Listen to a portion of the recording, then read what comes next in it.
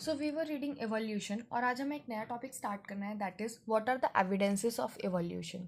तो एवोल्यूशन के एविडेंसेस क्या हैं? तो मेनली आपने सुना होगा फॉसिल्स के बारे में हम डेली लाइफ में से सुनते रहते हैं, मतलब एक कॉमन टर्म है कि ये आपका एविडेंस होता है एवोल्यूशन का। तो फॉसिल्स एक्चुअली होते क्या है?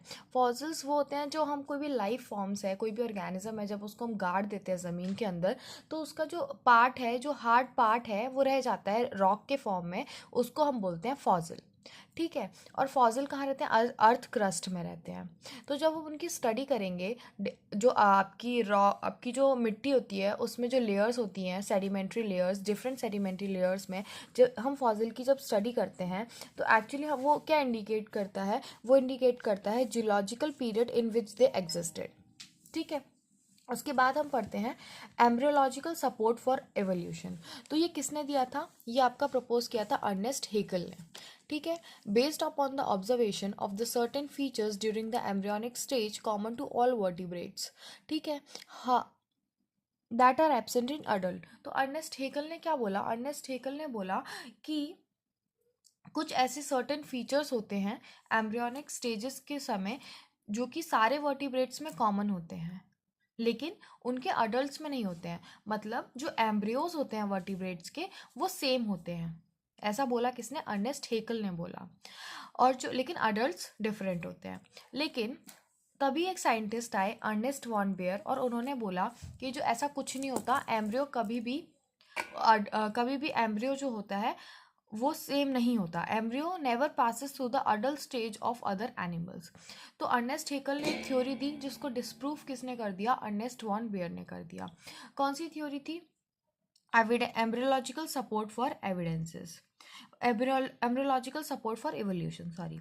ठीक है। अभी हमें नेक्स्ट टॉपिक पढ़ना है कौन सा? Divergent evolution and convergent evolution. उससे पहले हमें दो चीज़ें पता होनी चाहिए कि होमोलोगस ऑर्गन्स क्या होते हैं और एनालोगस ऑर्गन्स क्या होते हैं। ठीक है। तो होमोलोगस ऑर्गन्स क्या होते हैं? जिनका ओरिजिन सेम होता है, दैट मीन्स उनके एंसेस्टर सेम होंगे और उनका एनाटॉमिकल स्ट्रक्चर भी सेम होगा। ठीक है। और जो आपके एनालोगस ऑर्गन्स होते हैं इनका डिफरेंट ओरिजिन होगा, फंक्शंस भी डिफरेंट होगा और जो एनाटॉमिकल स्ट्रक्चर है वो भी डिफरेंट होगा। ठीक है। ये क्या होते हैं?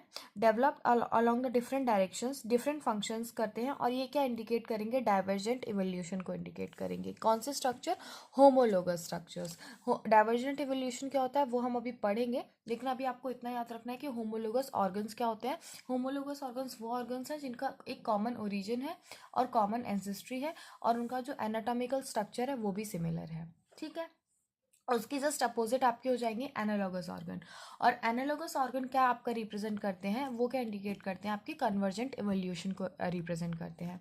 तो आपको ये दो चीज़ें पता होनी चाहिए कि होमोलोगस ऑर्गन्स किसको रिप्रेजेंट कर रहे हैं? डाइवर्जेंट इवोल्यूशन को। क्या होता है वो मैं भी आपको बताऊंगी, लेकिन इतना भी जान लो सिर्फ। और एनालॉगस जो ऑर्गन्स होते हैं वो किसको रिप्रेजेंट करते हैं, किसको इंडिकेट करते हैं? कन्वर्जेंट इवोल्यूशन को रिप्रेजेंट करते हैं। अब होता क्या है वो देख लेते हैं हम एक बार ही ना।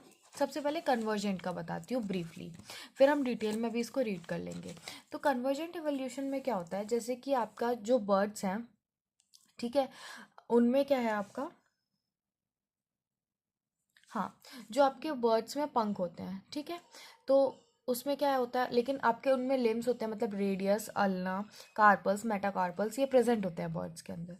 लेकिन जो आपका बटरफ्लाई है उसमें कोई भी बोन्स नहीं होते, पर उनके पास भी पंख होते हैं, उड़ने के लिए फेदर्स होते हैं। ठीक है। लेकिन तो इनका क्या हो गया? ओरिजिन क्या हो गया? डिफरेंट हो गया। जो बर्ड्स हैं उनमें बोन प्रेजेंट है और जो बटरफ्लाई के फीदर है उसमें बोन्स प्रेजेंट नहीं है। तो मतलब इनका ओरिजिन डिफरेंट हो गया, लेकिन ये कॉमन फंक्शन कर रहे हैं ना। क्या करते हैं? दोनों के ही क्या काम है? दोनों के ही फीदर्स किसका काम कर रहे हैं? उड़ने का काम कर रहे हैं। तो वो फ्लाई का काम कर रहे हैं, तो इसको हम क्या बोल देंगे? कन्वर्जेंट एवोल्यूशन बोलेंगे कि कन्वर्ज हो गया। ठीक है। और ये देखो, डाइवर्जेंट एवोल्यूशन में क्या होता है आपका? डाइवर्जेंट एवोल्यूशन में होता है जो आपके फोरलिम होते हैं वेल के, बैट के, चीता के और मैमल्स के, इनके पास क्या होता है? Humerus, radius, ulna. लेकिन इनका क्या है? काम डिफरेंट है। एक फ्लाई का काम कर रहा है, एक क्लाइम का काम कर रहा है, एक स्विम का काम कर रहा है। ठीक है। काम डिफरेंट है, ओरिजिन सेम है, क्या हो जाएगा आपका? डाइवर्जेंट इवोल्यूशन हो जाएगा। Divergent evolution homologous organ, convergent evolution analogous organ. ठीक है, आगे हम डिटेल में और एग्जांपल्स पढ़ेंगे कन्वर्जेंट और डाइवर्जेंट इवोल्यूशन के नेक्स्ट लेक्चर में।